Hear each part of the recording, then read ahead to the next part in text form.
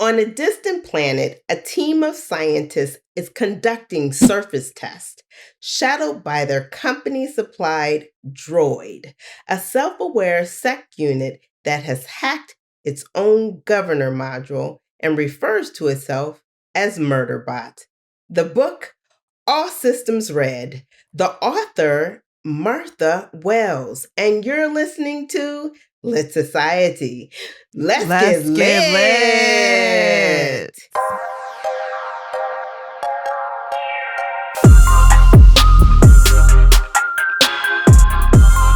Hi, readers. This is Alexis. And this is Kari. And you're listening to Lit Society, a podcast about books and drama. Indeed. Kari, how are you doing today? I hear you're not feeling the best.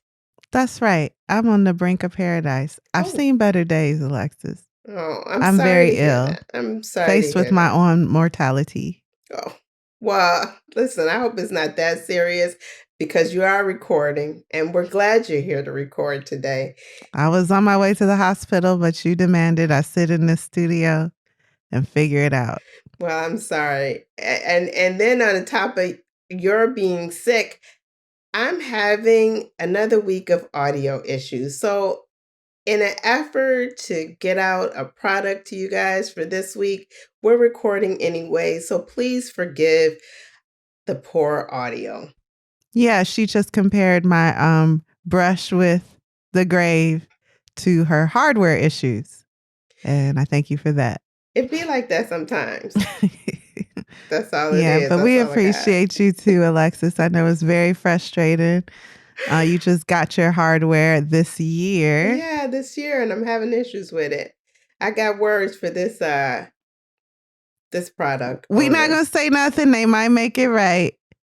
You know, we could be very litigious. If you don't remember what Alexis used to do for a living, we got connections. Not connections. Anyway, let's move on. Because Kari need a nap. Okay?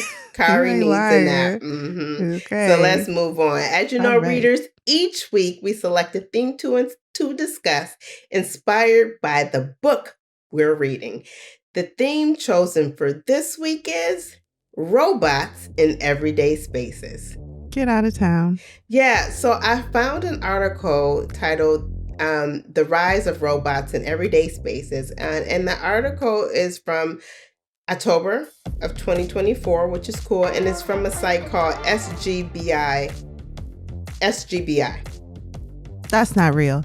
But I love how the bots article came out after the Tesla kickoff. So I'm very interested to know if it talks about that. Please. Well, no, we're not going to even talk about Tesla at all. What we are going to talk about is robots in everyday life.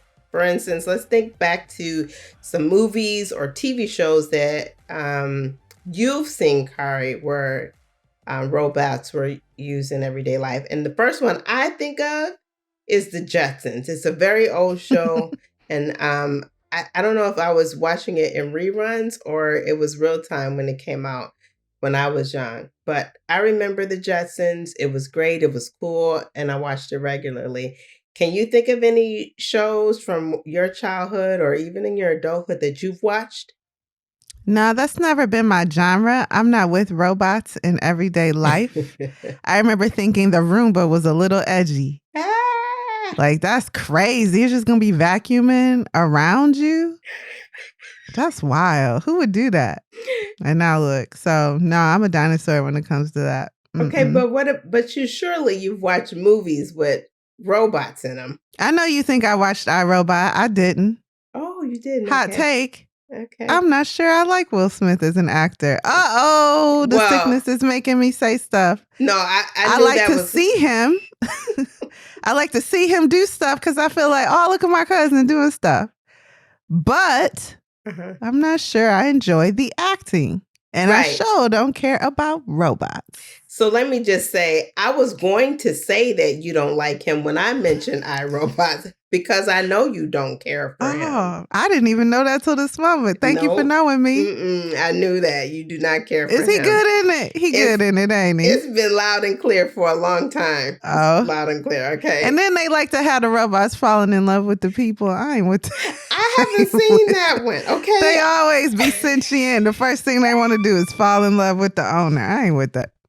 Go ahead with your thing. Okay, audience. Everybody now knows Kari hates robots. That's what it's given, okay? I ain't really with them. And if I think about it a little bit more, iRobot, yes, I watched it. I enjoyed it. And then I remember Lost in Space, which was in reruns. Do you remember that show at least?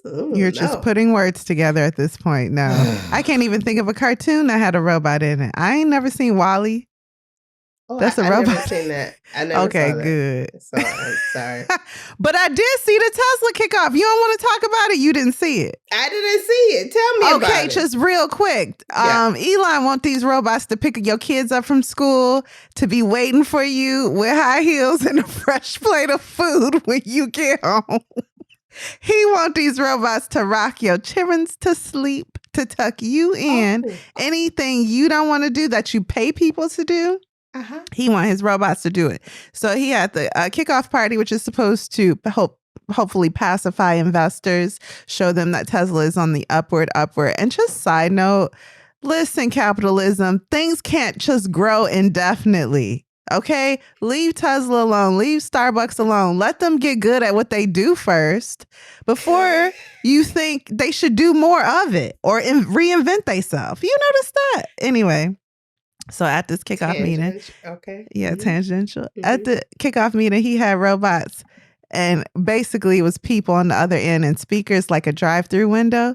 So you would ask the robot, "What's 3 times 3?" And they'll be like, "The answer is 9, but really there's another 3, and that's because the government."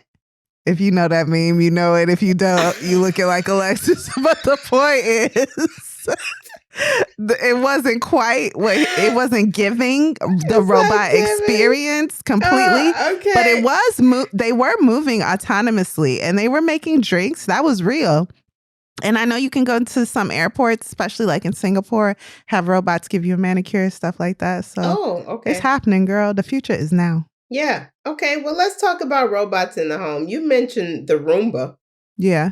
And you don't like it. Won't be me. What you got a Roomba? Ain't nobody vacuuming my place, including myself. Recently I heard that if you have your Roomba connected to Wi-Fi, hackers can get into the Roomba. Of course. And get all your other connected stuff and steal from you. So they said if you have a Roomba, have it on a guest Wi-Fi. That's come on. But what other things do we have on our Wi-Fi? I have a whole Sonos system. I guess that's not Wi-Fi. You have everything on your Wi-Fi. Everything is on your Wi-Fi. That's a whole network they can tap into. Yeah, absolutely. Man. So there's that. That's home automation. And then my favorite is the Amazon Echo. I used to use it all the time. That's crazy. I have a friend that she uses it for her lights and everything. I love it. You would. You use the palm too, don't you? I don't even know Jeff like that. Why would I give him my information? You use the palm, don't you? I don't even know what that is. Yeah, right. We talked about this. You can go to Whole Foods and pay with your palm. That's bio information. Oh, I would do that. You're right. I know. We talked about it, and it seemed like you. Mm-hmm. Well, that third party already got your information from Ancestry. So listen, all my information is in the street. Yeah, you might as well give it to Jeff. So they come in and get me. Whatever. They come in and get me and sending me It's all a joke. It's all funny times. This is real talk. Till it ain't. Okay, go ahead. Ain't nothing private. And that really is the point. Nothing's private anymore. And then there's transportation. What robots can you think of in transportation? I saw those self-driving cabs in LA, and I would totally do that because part of me is like, maybe I'll be in an accident that's not fatal and I'll get some money, but you do have to sign a waiver. Now you thinking of the money and you ain't gonna get it. And listen, my commute to the office can be 2 hours. And honestly, if I could flip a switch and let that car drive me, don't you know I'd do it? And what would you do in those 2 hours? Sleep. I would sleep. Sleep so hard. Okay. I hope that was a speed bump. Mm-hmm. I don't know. We don't know because I'm asleep. So but once you sign off, you can't sue them. Nah, and you that's your fault. You blood guilty. That's what's that when you kill people? No, I'm for real. Cause you're supposed to be awake with your hands on the wheel while it drives you. That's just to avoid. Yes. I was thinking about the cars that just are driverless. Oh, yeah, that's what I meant in LA. But even like self-driving cars, like Cadillac had this technology a long time ago, but you have to keep your hands on the wheel. Tesla has popularized it, but they too say you are to be awake, coherent, everything people ain't gonna do, because then why would I have the car drive me? Well, yeah, I'm doing my homework. I'm taking a nap. I'm eating. I'd rather the driverless ones because then you don't have any responsibility. I know. Yeah, but then you have responsibility to your own life, and you are waving away your right to. I don't know. That's something to think about. I would do it. Okay. Me too, girl. Me too. What about drone delivery services? You seen them? I think it's in California too, where they drive. The drone is going down the street with the groceries and maybe your medicine. You can let them in your house. You can give them a code, an entrance code, and they'll slip it inside the garage. And, maybe take one of your kids as collateral. I don't know. I ain't with this. We see how these tech giants are infiltrating the political system. Mm-hmm. There's no limit. I mean, whatever you think was just kind of crazy to imagine an industry leader doing, they have the ability to do it. And if they have the ability to do it and it's profitable, they're going to do it. Absolutely. Absolutely. Another transportation is the robotic transportation pods. Have you heard of those? Are those on tracks though? They are on tracks, yes. That makes complete sense to me because there's some fail-safe there. It's on a track. Things can still happen just like it does with a train. But I think trains, I think the CTA is mostly auto driving. You still have a conductor, but they kind of just, I don't know. I don't want to. I think don't try to minimize people's jobs. They do call them conductors for a reason. Exactly. Thank you. That's the point. But I was able to get in one of those transportation pods and I loved it. Where were you? I was at Heathrow Airport in London. To move you around the airport? No, it actually took me from the hotel to the airport. That's so cool. Alexis, this airport or this hotel was in the airport? Of course. No, it wasn't. What? That's so cool. Wow. So I got video of a friend of mine recorded me. I got into the pod and the pod took me off. I saw that. I thought it was a shuttle bus. No, but you was in the future. Okay. I was doing my futuristic thing. Okay. I love that. That's me accepting. That's different. That's on a track. That's reasonable. Oh, it's reasonable. Okay. Yeah. Okay. Good for you, girl. Well, what about retail and customer service? What kind of robots do you think of in this area? Yeah, even self-checkout. I mean, robots don't have to be like humanoids. So even self-checkout, it's taking jobs from people. I mean, that's not good. But the Amazon by my house, the grocery store, used to have carts where you would just throw everything in a cart. Mm-hmm. And for some reason, it wouldn't accept soy coffee creamer, the real expensive one. But you don't get your receipt till you get home. So it would give it to you for free. So I would just always go there knowing I was getting free creamer. And I wasn't greedy with it. I'd just take one. And hey, if they charged me, they charged me. I was fine with that. That's what they should do. But I knew that they couldn't for some reason. Also, some sausages I knew I got for free. Okay. And then they made it so that you have to scan each item before you put in the cart. I ain't been there since. But that's a robot. Listen, I never did get to that store and I would like to go. It's not the same anymore. Now they're making you work. Now you the cashier, your own cashier. Are there humans in the store working at least though? You can have a traditional cash out experience if you like. There's like 2 aisles for cashiers, checkout aisles. But the point of going is being able to just throw everything in the cart and it automatically senses it. Yeah. But they was losing too much, probably millions of dollars in coffee creamer, and they put a stop to that. So now you have to physically scan, and the scan don't work, and then you got to redo it. It's a mess. So I haven't been back. But that's an example. Excuse me. So, okay. So in the as far as retail and customer service, there are robotic assistants in stores that can help you find the perfect item, answer questions, and even price check. So that's in addition to what Kari was talking about. And then there's the chat bots powered by AI that can provide instant customer support. They can resolve issues. They don't, though. Everybody hate them chat bots. Ain't nobody had their questions ever answered by a chat bot ever. I have, though. No, then that was a question you could have Googled. So shame on you. Well, it's a service through the platform that I use. And if they can answer a question for me, then it does help. So, dang, Kari. They don't, though. You're so harsh.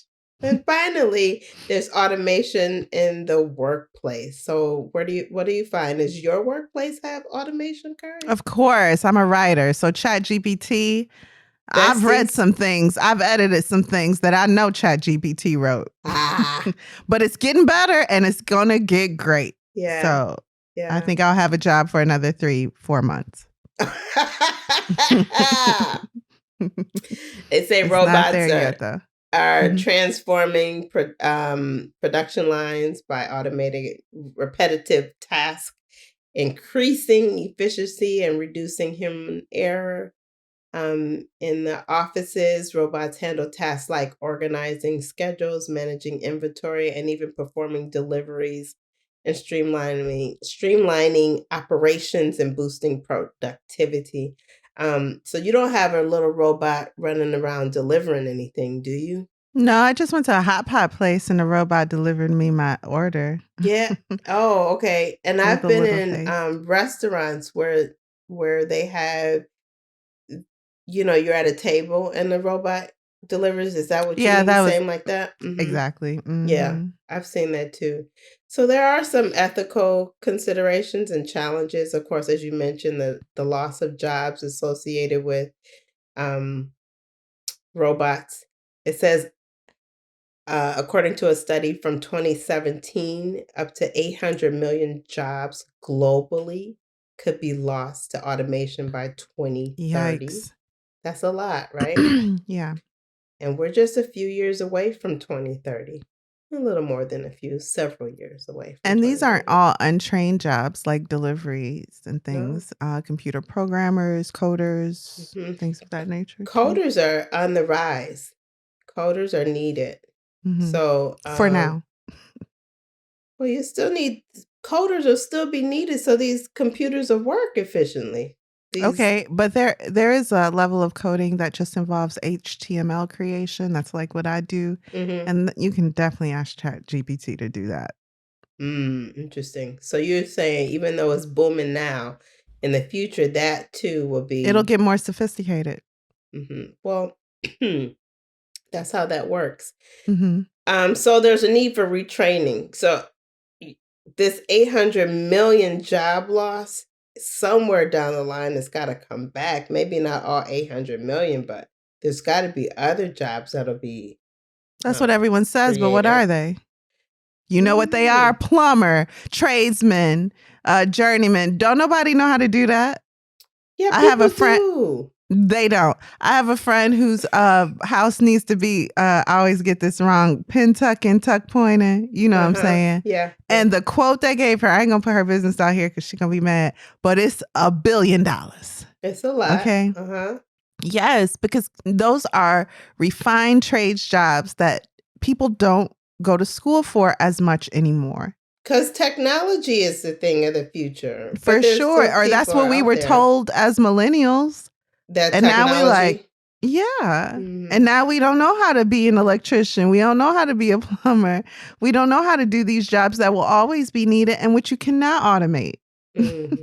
Yeah, they're not automated. And go to trade school, kids. Yeah, I think that's very important. I would love to Yeah. go back to school and learn the trade like Oh, I you've been saying that originally for wanted to. years. Yeah. And Hmm. I'm getting ready to take myself up on that offer, okay? I'm getting ready to go learn the trade. I That's my love that. next life, okay? Enough of this Yeah. traveling. I'm gonna Early sit down next and year learn a by job. Q2. Yeah. Wait, say that one more time so the joke can hit. I'm sorry. Go ahead. Enough of this traveling stuff. I'm gonna get me a job. Yes. Dream of labor. Learn some training or something.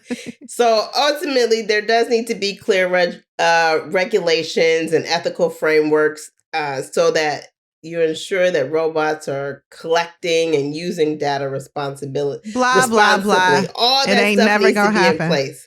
It ain't gonna be in place. Not, The technology's moving too fast. The governments don't even understand it. They had that's true. Mark Zuckerberg sitting in the chair asking him how Facebook makes money.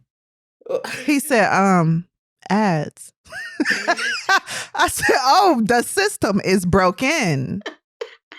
So who don't know they make money forget it. through ads? Girl, forget it. That's not their expertise. How would they know?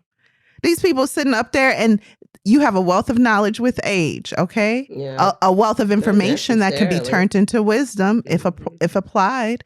But technology often is not part of that Yeah. pool of knowledge that the older generations have. So yeah, they're the ones that make the checks and balances. So forget about it. Yeah.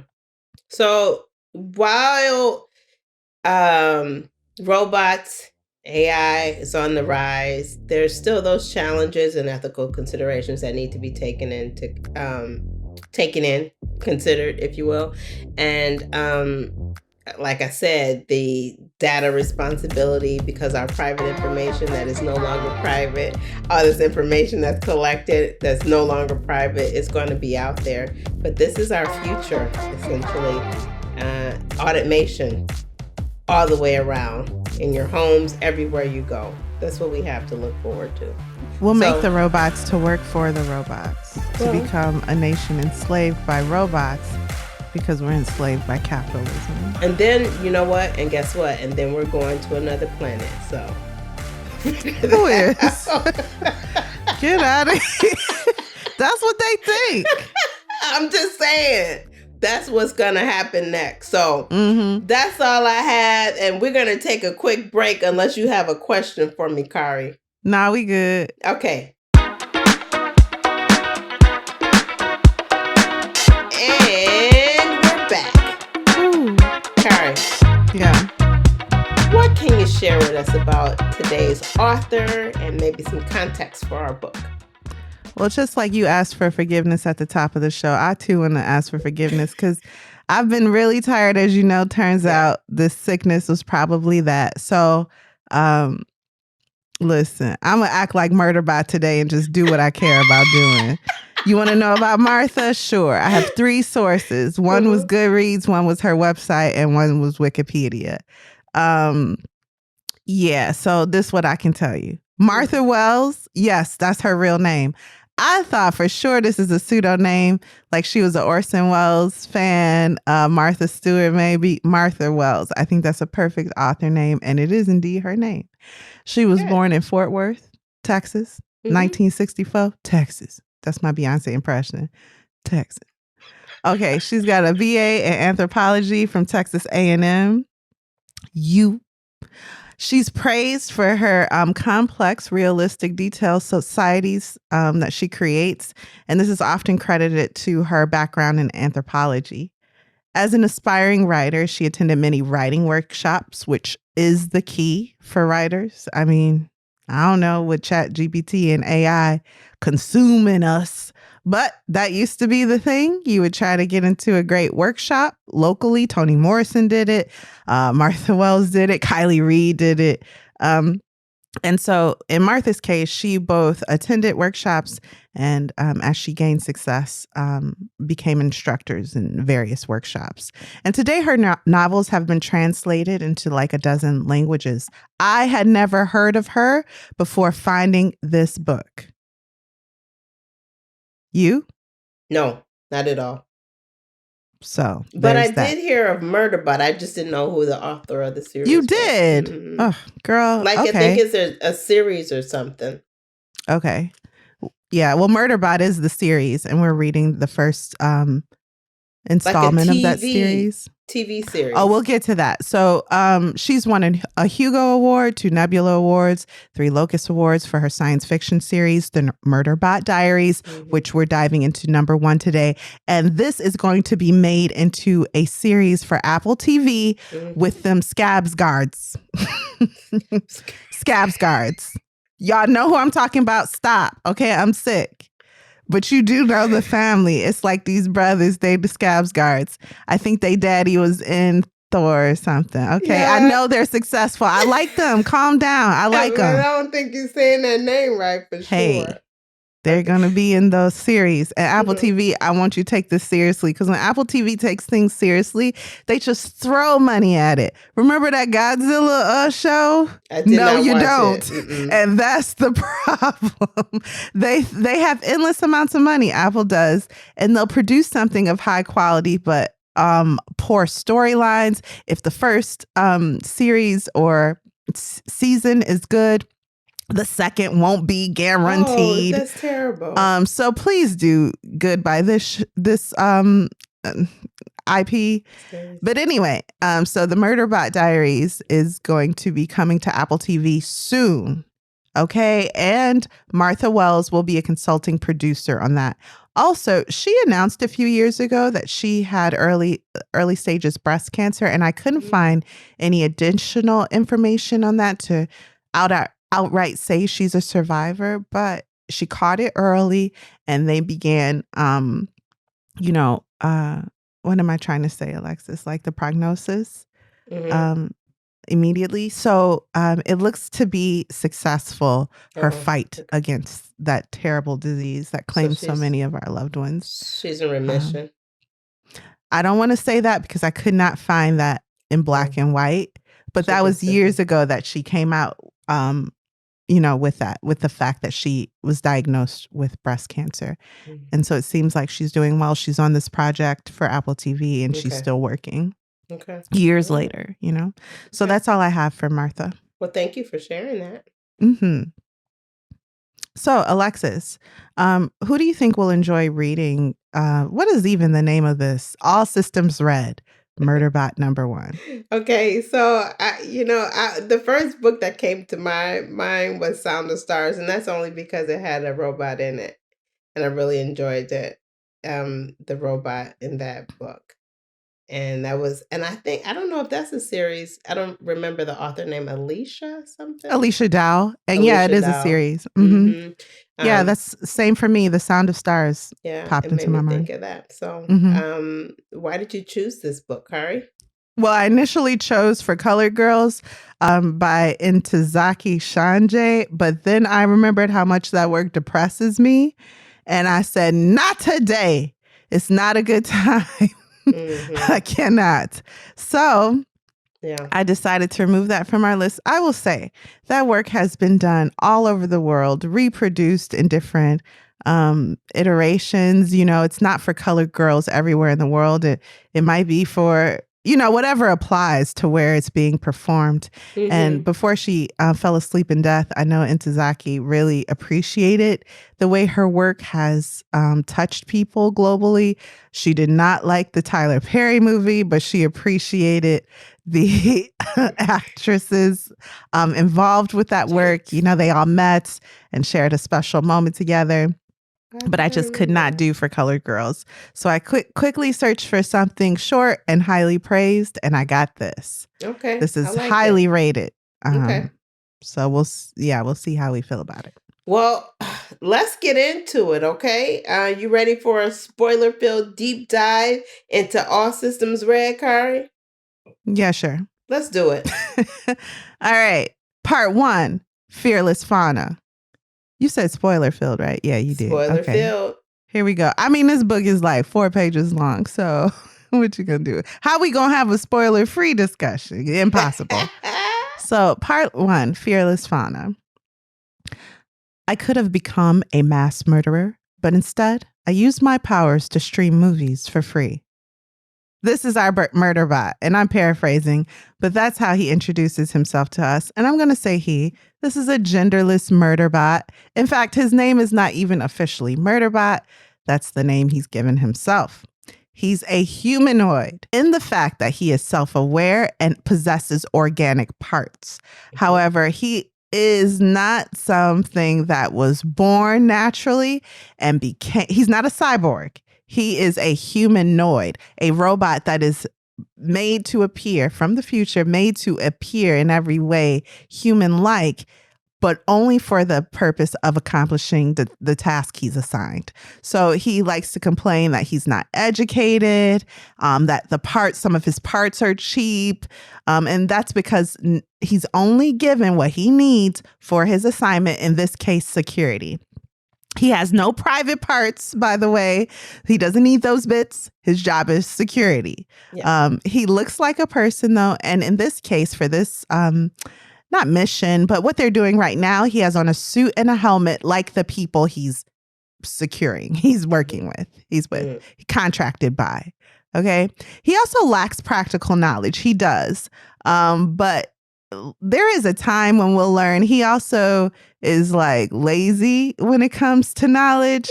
All he wants to do is what, Alexis? only what's required isn't that thought that if you don't need to know, put it back out. Isn't it? Sure, but even more than that, all he wants to do is watch Scandal all day, every day. Now it's not called Scandal. But in my mind, that's basically what it is. The plot lines are outlandish. He's hooked, and that's all he want to do. He's hacked his own system, which he could use to conquer humanity in order to load these streaming dramas. Okay, and he is binge watching to the nth degree. Yes. Mm-hmm. This is also a time in the future when large projects are entrusted to the most affordable contractor, just like now. So there will be issues in some missions where, wow, if you paid $10 more, everyone's lives would have been saved. But this is where we are. So he is terrible at his job. Okay. He's distracted. He's always thinking about Scandal. He's like, is she ever going to marry the president? So his job as a murdering, heartless killing machine is not his focus, and he's bad at it. We find him when we need to know. Sorry, that's what I was thinking. He functions on a need to know basis. He do not care about other stuff. Okay, unless he absolutely have to, and he don't care then. Exactly. So we find him on a new contract surveying a planet with a team that includes Dr. Bharadwaj and Dr. Valescu. These names, yeah. He finds this mission boring. The planet they're on has a ring around it, just like Venus, but it has very little flora and fauna. Saturn. I'm tired. But it has very little flora and fauna, large craters. Suddenly, one of the craters that they come to explodes, and our Murderbot hops inside to help whatever people have fallen in. He hits the bottom of the crater, and a hostile creature shaped like a worm, that's what caused the blast. It opens up its mouth and takes in Bharadwaj, one of the doctors. Our Murderbot now shows his bravery. He rips Bharadwaj out of the worm's mouth, jumps in himself in order to fire into the thing's skull before the hostile disappears back down into the tunnel. And from this fight, Murderbot is badly injured, missing an arm along with many of its organic parts. Ugh. Dr. Valescu has seen this. Remember, it's the three of them right now outside of their vessel, and he can't move. He's like in shock. He's fearful. And so Murderbot removes the shield from his helmet and goes, "Look at me. We're going to get out of here." And Dr. Valescu is like, okay. And so he did that to kind of manipulate the human, have some type of empathy, like you can trust me, I have a face just like you do. Now, from the top of the crater, the rest of the team is looking and they're witnessing this horrific battle. The team's leader, by the way, is a Dr. Mensa, who's a highly capable dark brown skinned woman with light brown hair. I imagine it to be Viola Davis with like a blonde dye job and a really close crop and finger waves because it's the future. Okay. So, all right. Now, the team has all seen Murderbot's face, and they're pretty much in shock because they didn't even know this thing had a face. So that shows you how much they're interacting with this bot that's part of their mission, part of their team, I should say, their crew. Mm-hmm. So Murderbot is badly injured, but he gets the humans back to where they need to be. Fortunately, within a short amount of time, even his organic parts can heal. So no need to feel too sorry for Murderbot. He goes on to his cubicle and is avoiding, like they want to show gratitude, like, wow, you saved our life. And he's like, it's very popular to be antisocial and nerdy and to blame it on certain psychosis or social issues. He really has them and he's a robot. So he's like, oh, yeah, no problem. He goes into his cubicle, closes the door and watches Scandal while his body heals. Now, he also has this line where he's like, I got to also renew myself mentally so that I have enough energy to deal with humans. Introvert. He's an introvert. That's okay. Right. Paralyzingly so. Mm-hmm. Now, Dr. Mensa, who again is the leader of the crew, enters Murderbot's cubicle. And remember, no one calls him Murderbot but himself in his own mind. That's his name. Mm-hmm. So she enters the robot's queue, the humanoid's queue, and thanks him on behalf of her team. And Murderbot is like deeply embarrassed. She look at him right in the eyes. She's talking to him and he's like, yeah, no problem. Just please, whatever you do, stop talking to me and looking at me. Mm-hmm. Yes, very uncomfortable. The next day, Murderbot joins the team in the common area. And in this meeting, we learn that something suspicious is going on with this exploration mission. Do you remember what the suspicious things are, Alexis? Don't feel like you have to go in order. Anything you remember. I'm trying to think if the people aren't not responding, they can't. I can't articulate it. I'm sorry. Okay, no problem. Well, first of all, how come they didn't know about this worm? They were supposed to get a report about what to expect on the planet. Yeah. Obviously, their data isn't clear. It's not accurate. Their materials aren't even working properly. And it's as if they've been tampered with. How do they even know they can trust Murderbot? Okay? Is a problem. Yeah. And finding that they can't rely on their information, which has been compromised, the team reaches out to another crew on the planet, which Alexis talked about in her synopsis at the top of the show. That team is like, we'll share. They're very generous. These aren't, while they're all working for various companies and entities, they're not enemies. So the other team is like, we'll share our information with you, no problem. We also learn about Murderbot during these interactions. We learn that he streams shows through his system, not just for entertainment, but it can be deduced that he's trying to escape. Very relatable. He's insecure about something, and prolonged interaction with humans makes even his organic parts sweat. I should also say, I think this book is a comedy. I didn't laugh, but I chuckled. What about you, Alexis? Yeah, I did. I did chuckle a lot. So this is not meant to be a violent thriller. This is not meant to be a love story. In fact, I could have used some of that. This is more like a sci-fi comedy. Yes, this is a sci-fi comedy. Yeah. Which is why I'm glad the Scabs Guards are in it, because they're funny. The Scabby Guardies. Now, Murderbot complains about how little bots like him are educated, like we said before. But they're like, I'm kind of skipping ahead, but there's a part where the crew is shocked by something he says. Maybe I should just say it here. Maybe I should wait a little while. Just say it. Yeah. So they're speculating, why would their information be compromised? Why would their data not be working? What is going on? And is someone trying to kill us? We should talk about this. And so Murderbot is like, well, wouldn't your political entity start an investigation?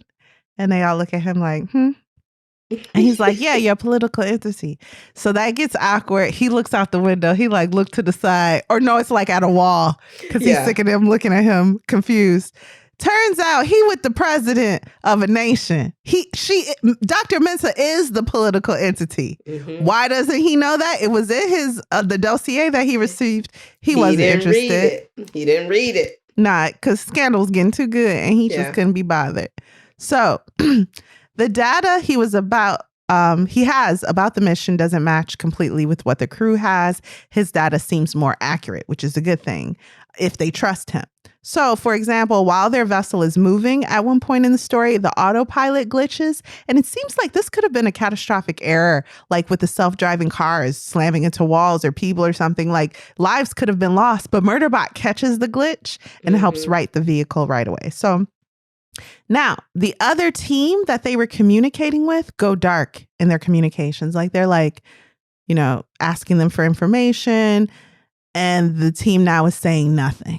No one on that multi-person team is communicating back with their crew. And that worries them, Dr. Mensah and the entire crew. So Murderbot's team decides to investigate at the leading of Dr. Mensah.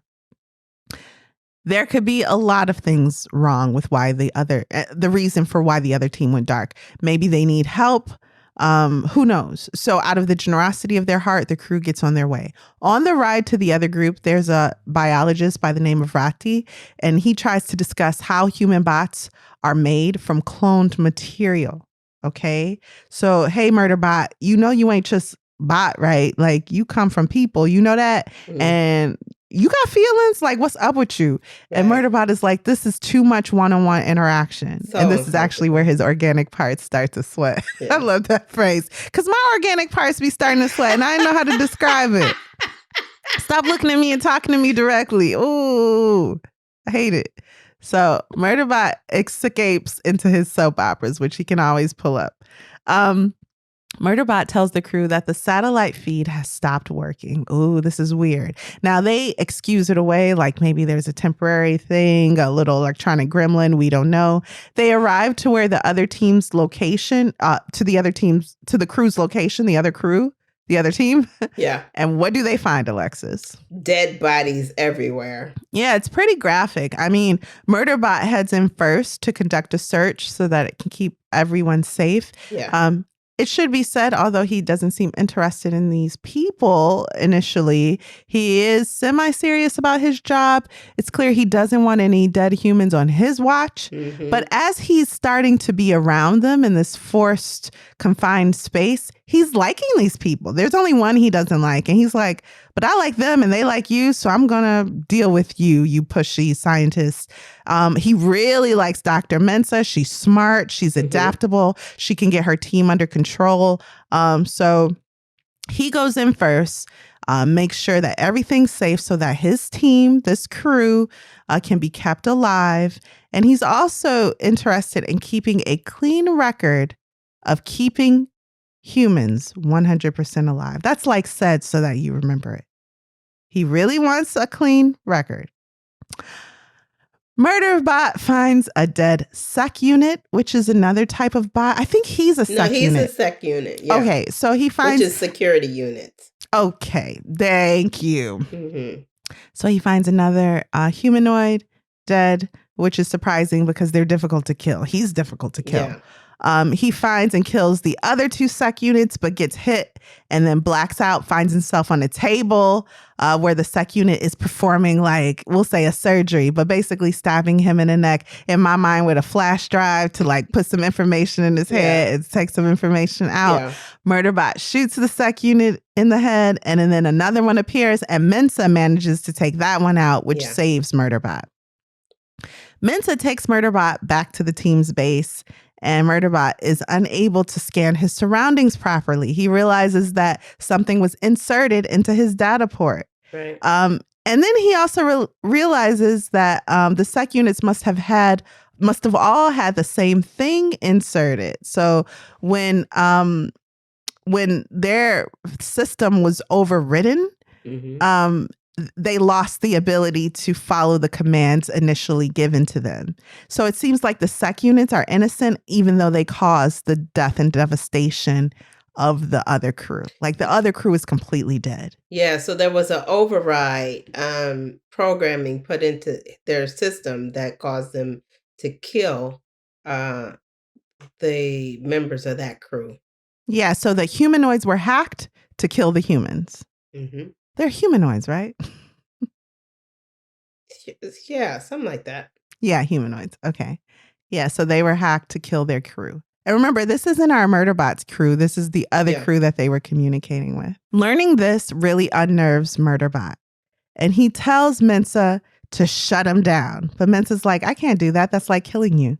And so Murderbot shoots himself out of desperation. He's like doing all he can to completely ruin himself, trying to take himself out. Yeah. But then he wakes up and the module has been removed.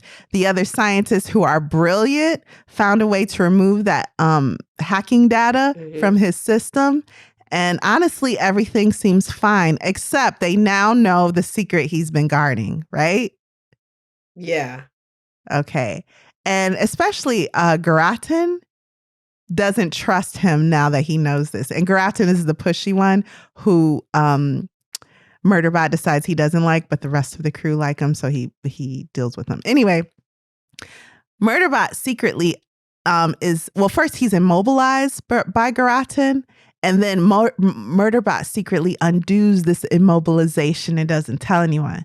So imagine him all locked up and he slips a bobby pin out from one of his robot fingers, and he just lay there like he's still locked up and listening to everything they say. Part 2, bots and bodies.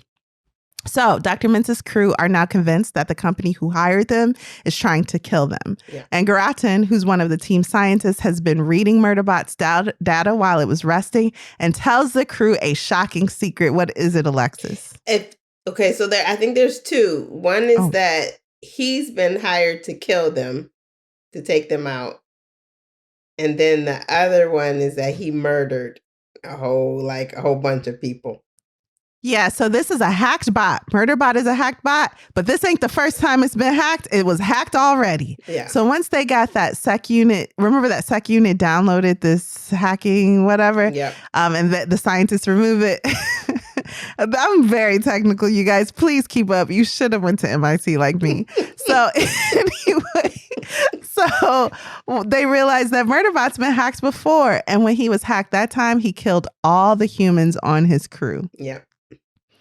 Just a little backstory. This really tore Murderbot up. And it's not like he was completely unconscious while his body was doing this. He's aware. He knew he was being hacked and was nothing he could do to stop it. Right. He wasn't necessarily punished for it, but he was like shut down and reprogrammed.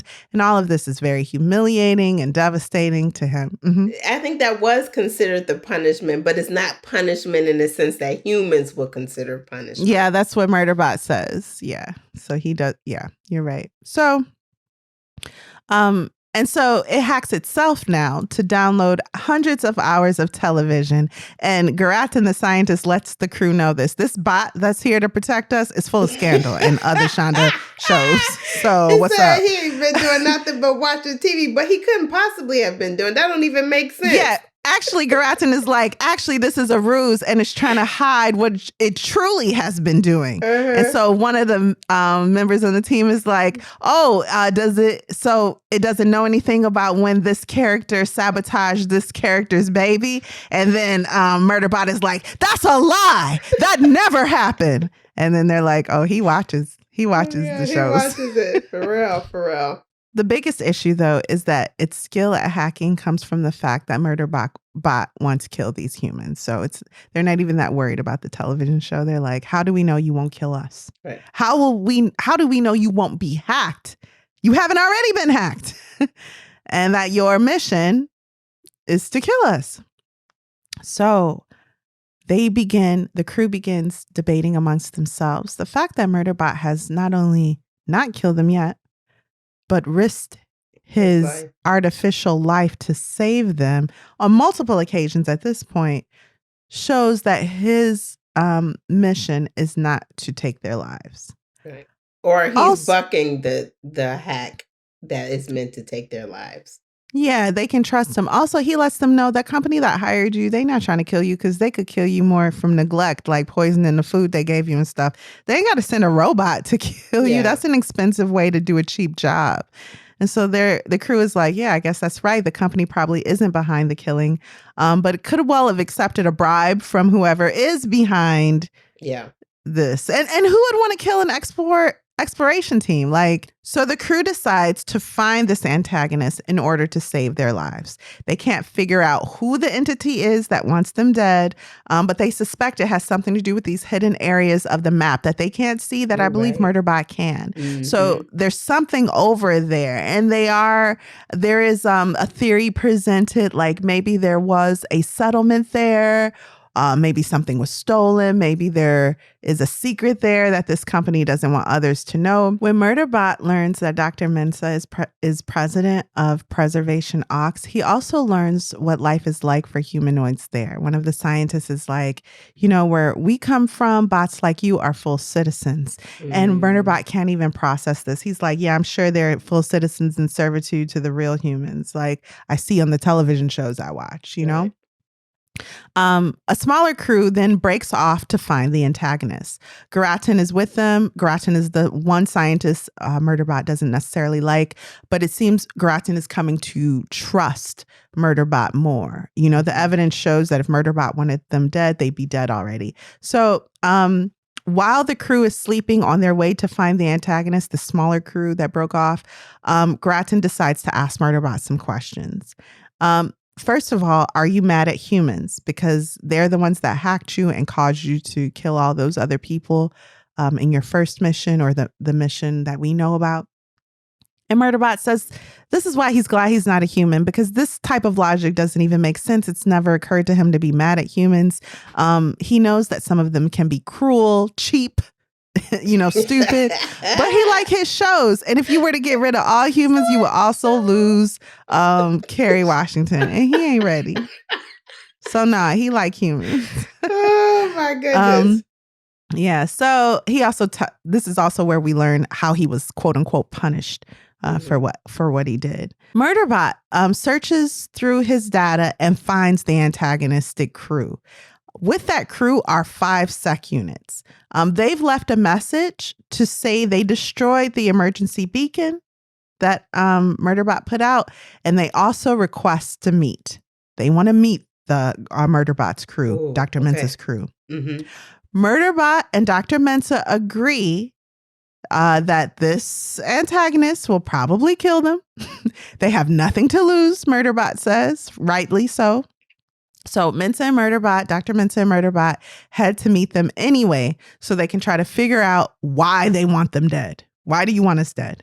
Murderbot meets them first, and Dr. Mensa is out of sight. Okay. So this antagonistic crew speaks to Murderbot. They don't believe he's as sentient as he is seeming to be. They're like, they must be telling you what to say. And he's like, my comms are cut. And they like, oh. And so Murderbot tries to convince them that he's only negotiating for himself.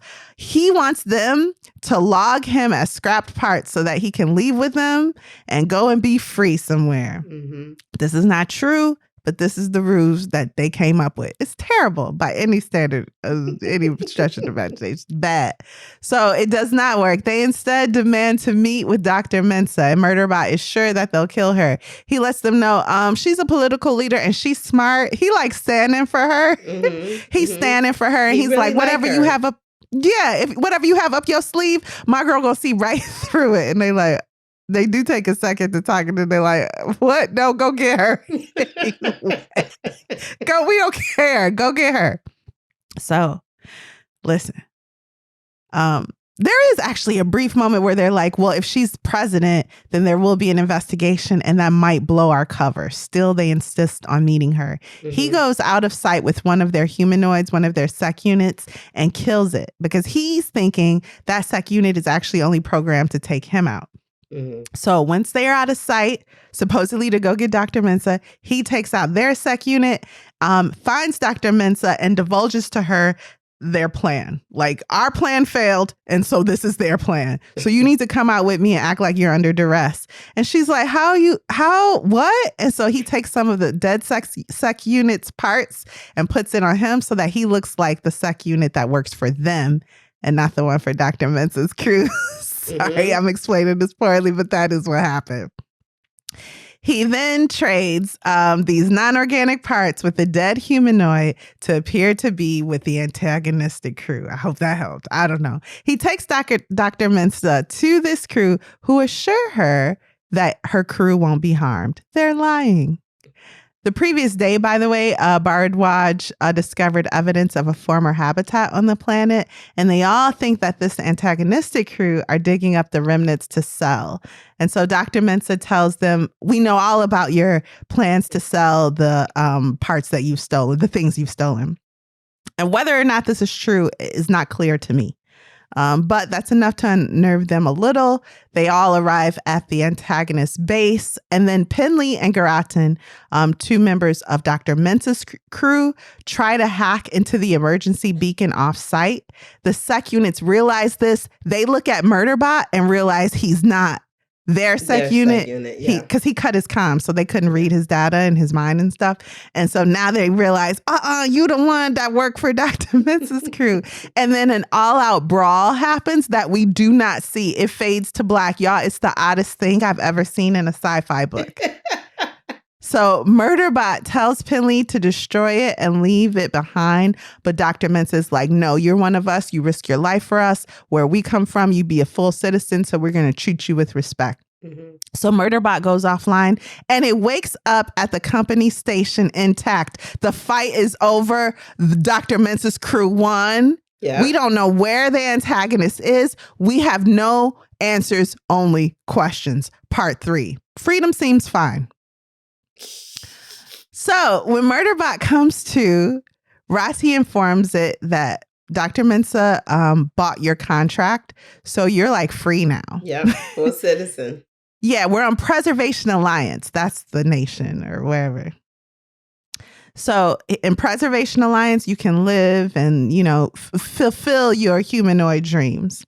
Some people want to wipe out your system, but Dr. Mensa is going to protect you. So Dr. Mensa is like, yeah, we won't let that happen. So Dr. Mensa talks to Murderbot about its future and the plans that it has as a free agent. Murderbot doesn't love the idea of living in Preservation Alliance because it's like, first it asks for like a weapon or yeah, but it was like you don't need a weapon here, and they're like, and it's kind of like, you still gonna kill us, or what? No, we don't do that here. Yeah, but he's like, so used to having a weapon, so or maybe like it's his armor or something. Yeah, it's part of him. And he's like, well, I could be a bodyguard, but no one needs a bodyguard here. I don't even like this. And then he's like, so Dr. Mensa, you're my guardian? And she's like, yeah, think of it that way, but you're autonomous.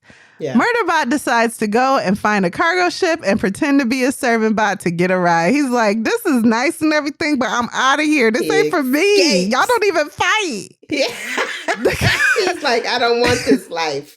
No, thank you. No gracias, but thank you. No gracias, but gracias. The cargo ship seems to be impressed by Murderbot's collection of downloaded soap operas. They like, you got Scandal and How to Get Away With? You can't say it with us.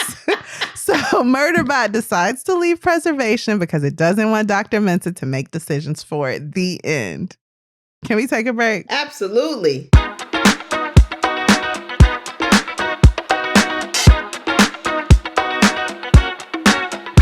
We're back. Alexis, what did you think of All Systems Red, Murderbot #1 by Martha Wells, and would you recommend this? So, excuse me, Kari, I gotta say, I love sci-fi.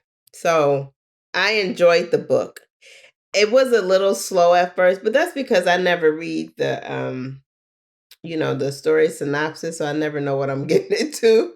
When you select a book, I never have pre-read it or got an idea what it's about. So it's like, what is this?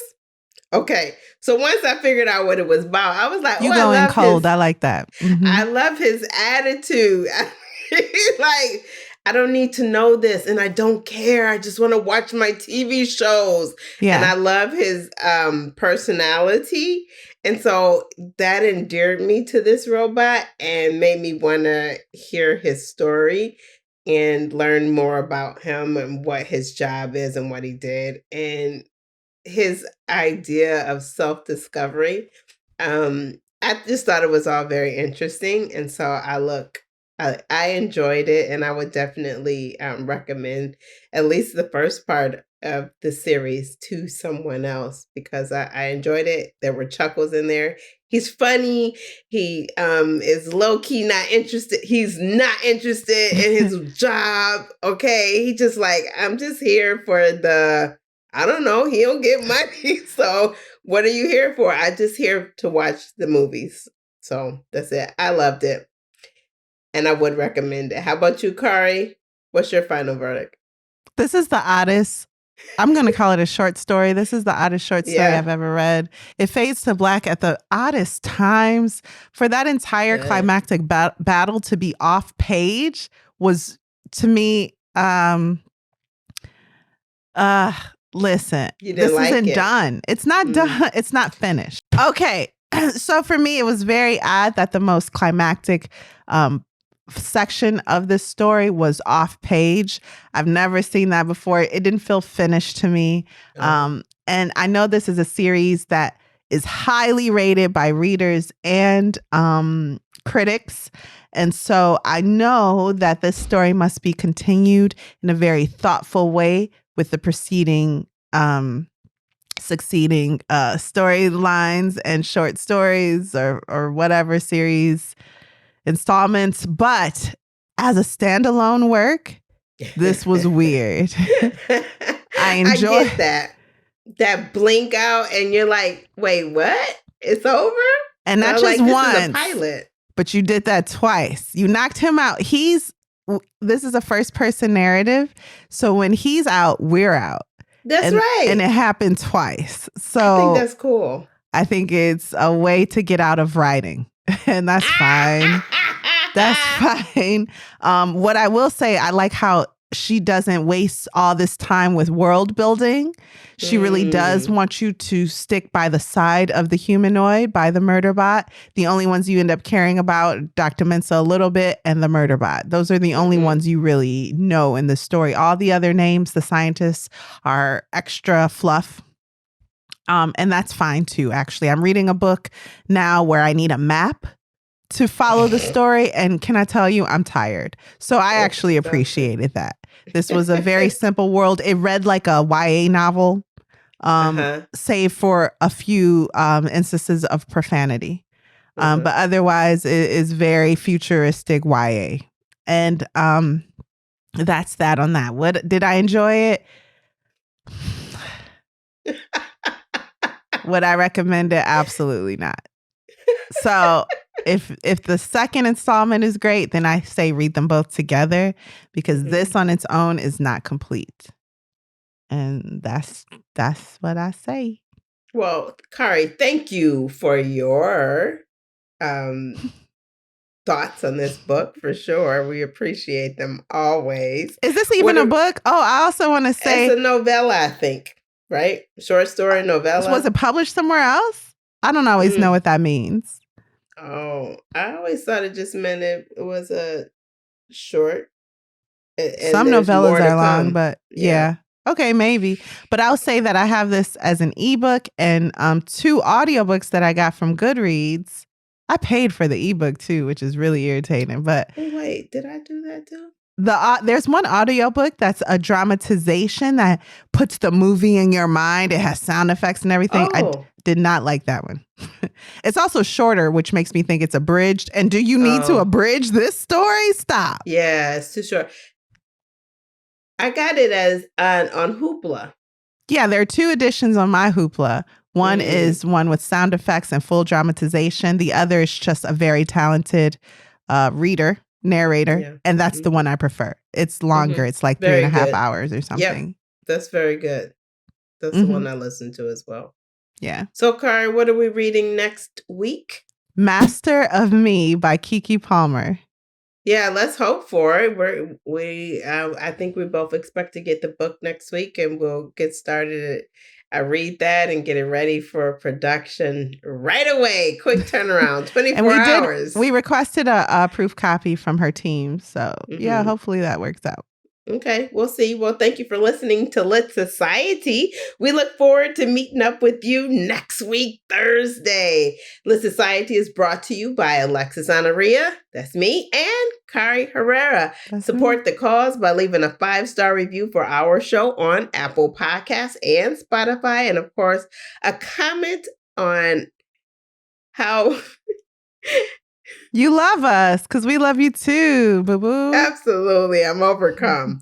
A comment on why you love us on both of those platforms. Please do. Remember to follow us and subscribe to our Patreon account to see full episodes. If you've enjoyed what you just heard, tell a friend about Lit Society. Visit LitSocietyPod.com for show notes, this month's book list, and to sign up for our amazing email newsletter. And until next time, read something.